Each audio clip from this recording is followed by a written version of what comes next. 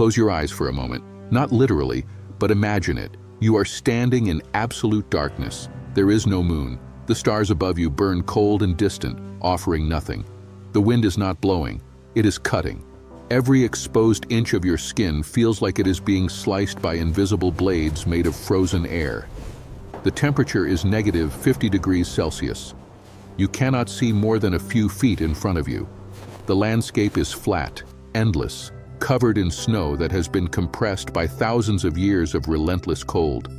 There are no buildings, no roads, no lights on the horizon, no rescue coming. No one knows where you are. Your clothing is inadequate. Your body is already losing heat faster than it can produce it. Your fingers stopped responding 3 minutes ago.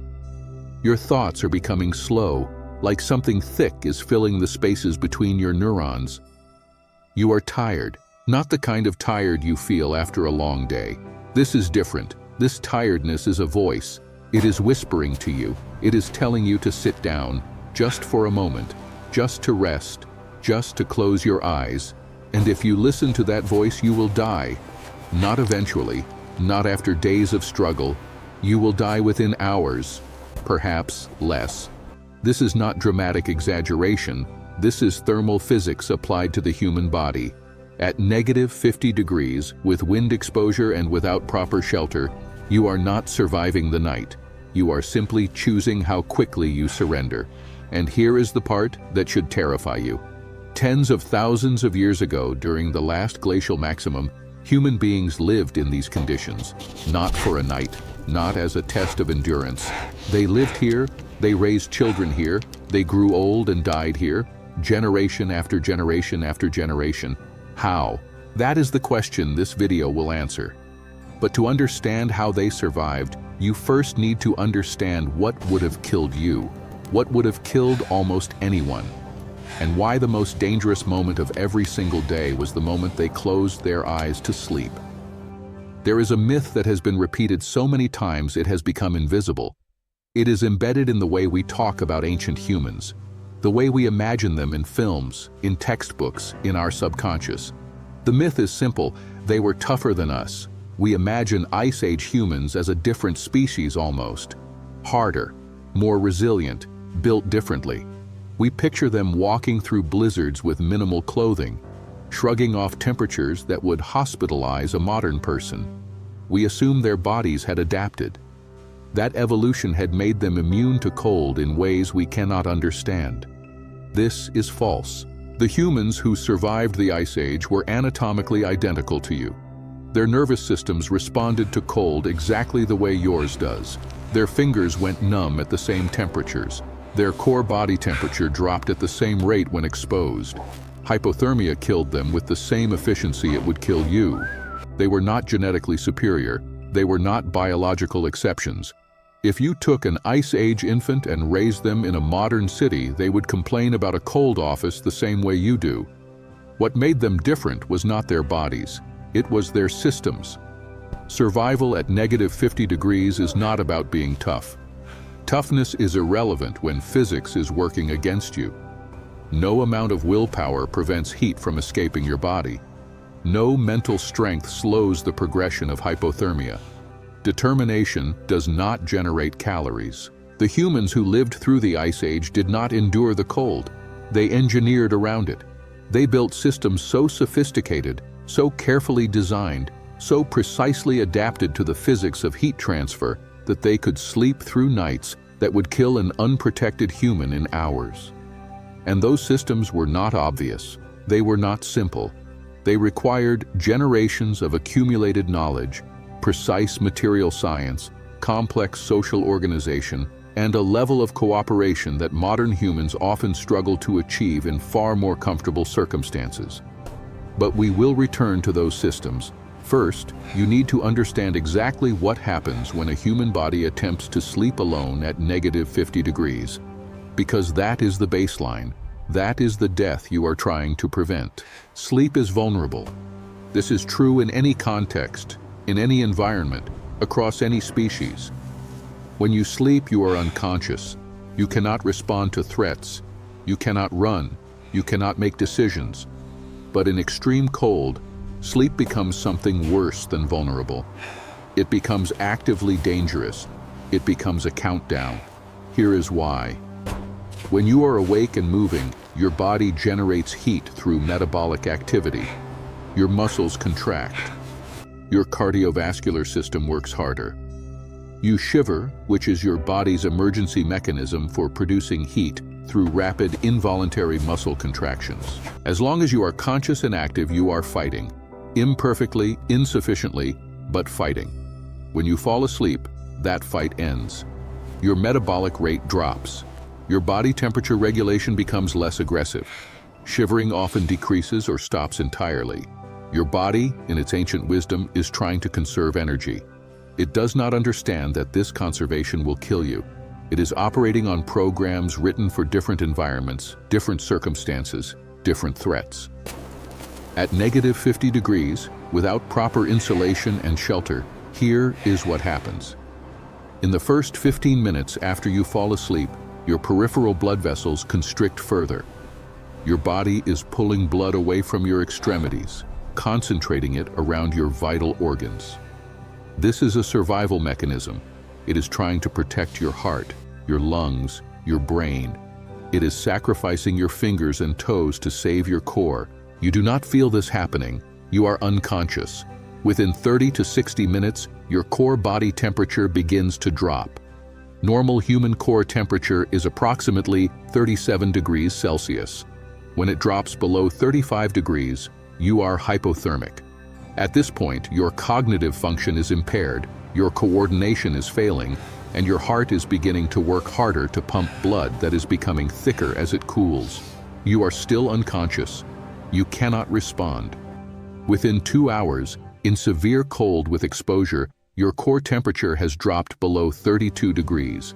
This is moderate hypothermia.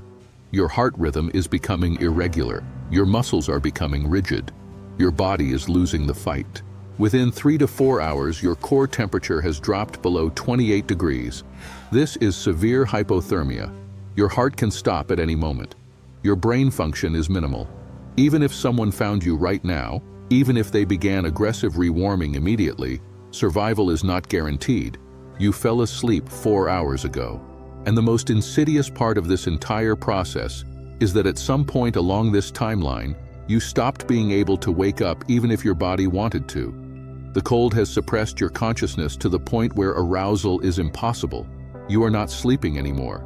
You are dying in slow motion, and there is no part of you that can interrupt the process. This is what sleeping alone at -50 degrees means. This is the reality that every Ice Age human understood in their bones. Sleep was necessary, but sleep was also when death came closest. So how did they survive it? Before we discuss the systems, we need to discuss the evidence, because this is not speculation. This is not imaginative reconstruction. We know what Ice Age humans did because they left traces, patterns, repeated solutions across thousands of kilometers and thousands of years. In Siberia, at sites dating back 25,000 years and more, archaeologists have found the remains of structured shelters, not caves, not natural formations, built structures. At Malta, near Lake Baikal, researchers uncovered semi-subterranean dwellings with clear architectural planning, depressions dug into the ground, walls reinforced with stone and bone, roofs that were covered with animal skins stretched over frameworks. At Kostenki, along the Don River in Russia, archaeologists found even more elaborate structures, dwellings built from mammoth bones, enormous tusks forming archways, skulls used as anchors, hundreds of bones from dozens of animals assembled into architectural frameworks that protected inhabitants from wind and weather. These are not random assemblages, they are engineered solutions. In the Pavlov Hills of what is now the Czech Republic, researchers found evidence of Ice Age communities that produced textiles, woven plant fibers. This is 27,000 years old. These people were not simply wearing animal skins. They were processing materials, creating fabrics, developing technologies that we typically associate with much later periods of human history. At Dolny Viestonets, ceramic figurines have been found, the oldest known ceramics in the world. People were experimenting with materials, testing what fire could do to clay, creating objects that had no immediate survival purpose but demonstrated sophisticated understanding of material transformation. And at site after site, across Eastern Europe, Central Asia, and into the far reaches of Siberia, the patterns repeat. Hearth placement, sleeping area arrangement, storage of animal fats, preparation of hides. The evidence shows not isolated luck, but transmitted knowledge. Solutions that were learned, refined, and passed from generation to generation. These were not primitives stumbling through the cold. These were engineers working with the materials they had available. In Asia, researchers have constructed shelters using Ice Age materials and techniques. Mammoth bone frameworks covered with hides. Semi-subterranean dwellings lined with vegetation. Snow-enhanced walls and windbreaks. The results validate what the archaeological evidence suggests. A properly constructed shelter with appropriate insulation and wind protection can maintain interior temperatures 20 to 40 degrees warmer than exterior temperatures without any fire at all. Add a small fire and human bodies, and the interior becomes not merely survivable, but comfortable. Researchers spending nights in replicated Ice Age shelters at temperatures of -20 to -30 degrees have reported being warm enough to sleep without constant shivering. Some have reported being too warm, needing to shed layers of insulation. This is not magic. This is physics, applied with precision by people who had no alternative. They could not fail and try again. They could not retreat to heated buildings.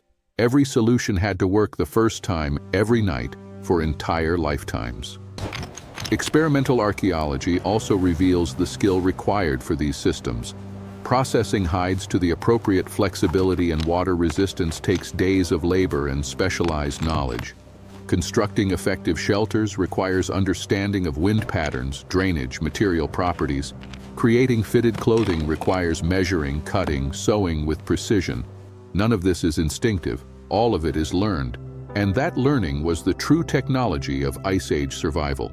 The accumulated knowledge of generations, transmitted from parent to child, from elder to youth, from survivor to novice. The library of human experience encoded not in books but in hands, in voices, in demonstrations and repetitions and corrections. When that knowledge was lost, people died. When it was maintained, people lived. What you should take from all of this is not merely information. It is a reorientation of how you think about ancient humans and about survival itself.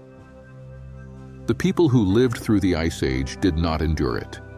They did not simply suffer through it. They redesigned their relationship with the environment. They identified every vector of heat loss and addressed it. They recognized the limitations of individual action and transcended them through cooperation. They developed technologies that would not be matched for thousands of years. They were not tough, they were brilliant. And they faced every single night knowing that sleep was the moment of maximum danger.